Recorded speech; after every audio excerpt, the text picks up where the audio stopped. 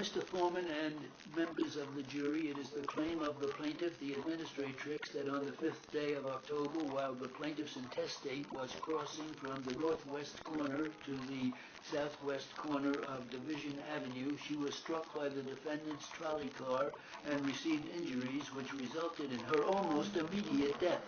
The plaintiff alleges that the car of the defendant at the time in question was operating in a careless and reckless manner at a high and improper rate of speed, that no warning of its approach was given, and that the brakes of the trolley car were inefficient and out of repair.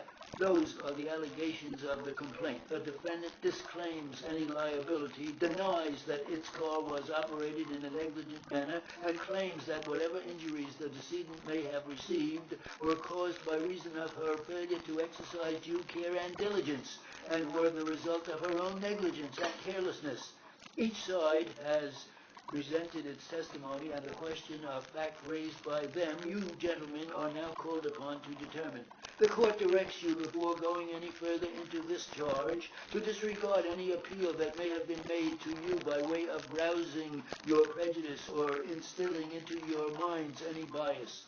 If you did not, you would indeed be unworthy of your citizenship, and in fact, to sit as jurors over the affairs of your fellow men. If you will be in any way susceptible to any such appeal, you must not have any sympathy because the plaintiff's intestate was a woman. You must not have any prejudice because the defendant is a corporation. You are called here to hold evenly the scales of justice, to do exact justice, and be determined to render justice between these parties. This action, gentlemen, is what is known in law as a case of negligence. In every negligence action, there are two questions to be considered. Those two questions are, first, that the defendant was guilty of negligence which caused the accident, and secondly, that the plaintiff's intestate, this old lady, was free from negligence contributing thereto. Why should that be? For the reason that the law does not allow a person to recover damages from a defendant for injuries if the negligence of the person injured has contributed to bring about the injury, because one cannot recover under our law for injuries which he or she has been instrumental in bringing about, so that it does not make any difference how negligent the defendant may have been if the plaintiff's intestate was guilty of contributory negligence. Now, as a rule, gentlemen, in negligence cases, the burden of proof is on the plaintiff to establish both the defendant's negligence and her own freedom from contributory negligence. It is not so in this case, for the law provides that on the trial of an action to recover damages for an accident causing death, the contributory negligence of the person killed shall be a defense to be pleaded and proved by the defendant, so that in this case the burden is, in that respect, is removed from the plaintiff, and it is placed on the defendant, who must prove contributory negligence on the part of the decedent.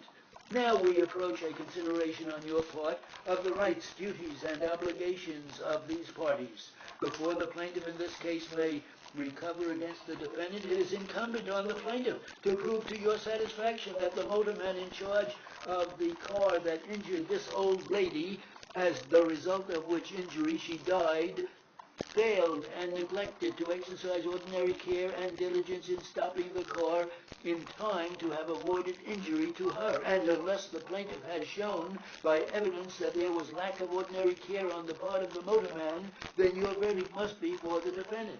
In other words, the plaintiff must show that the motorman, after he saw, or by the exercise of ordinary care, might have seen danger to her, was guilty of carelessness or negligence in failing and neglecting to stop that car in time to have avoided injury to the decedent. The obligation resting upon the defendant motorman was to exercise that degree of care which a person of ordinary prudence, exercising reasonable care, would use under similar circumstances. If you find that the motorman exercised such care, then the plaintiff in this case cannot recover. If you find the trolley car was operated at a high rate of speed, that is evidence of negligence, but this alone would not be sufficient to charge the defendant with liability. It is to be considered with all of the evidence in the case in determining whether the woman's injuries, as a result of which she died, were caused solely by defendant's negligence. If she in any way contributed, in any way participated by her conduct, by her lack of diligence or care, then you cannot find a verdict for the plaintiff.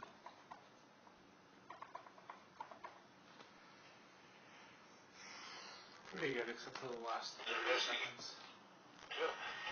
When John Martin, the sheriff, called me about...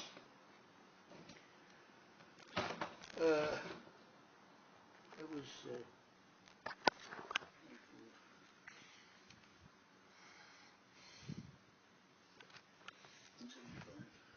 175.